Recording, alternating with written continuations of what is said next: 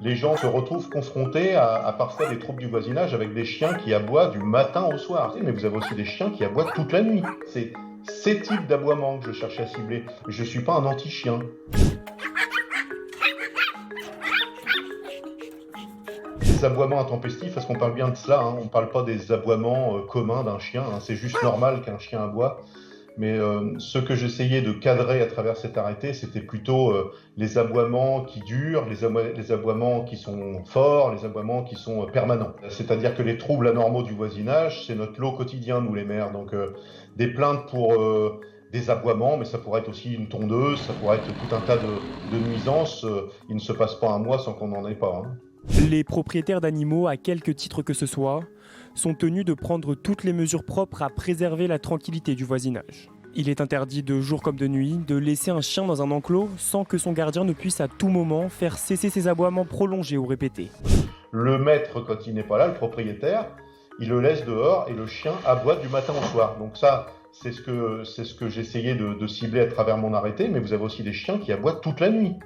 Ça peut être un chien qui s'ennuie, ça peut être tout un tas de choses.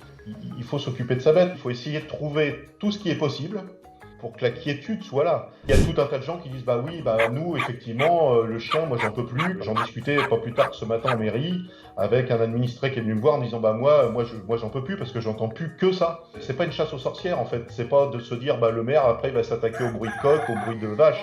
C'est pas du tout ça. C'est en fait tous les bruits qui causent un trouble anormal. Et bah il faut s'y attacher. Moi j'ai un vieux chien. Et quand on reçoit cet arrêté-là, on ne peut pas s'empêcher de se sentir visé. C'est sûr que s'il passe la nuit à hurler, ça va finir par être gênant. Mais la journée, moi, ça me gêne pas. Pour qu'une plainte d'un administré soit recevable pour un chien, j'attends d'avoir 2 plaintes de 2 personnes différentes pour un même chien.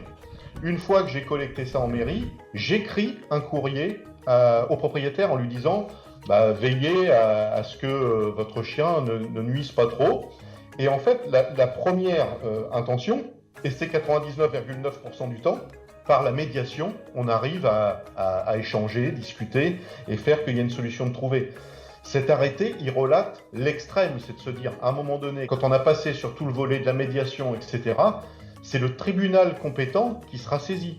Mais comme le ferait n'importe qui, je ne fais que relater la loi. Tous les ans, je dépoussière des arrêtés. L'année passée, j'ai fait les tailles de haies. L'année d'avant, j'ai fait les dépôts sauvages. L'année d'avant, j'ai fait un arrêté sur le bruit, les bruits de tondeuse, vous savez, sur les jours fériés, sur les dimanches, etc. Et à chaque fois, ça suscite de l'émotion. Mais là, aujourd'hui, mon arrêté ciblait essentiellement les bruits permanents, les bruits puissants et les bruits récurrents des aboiements de chiens.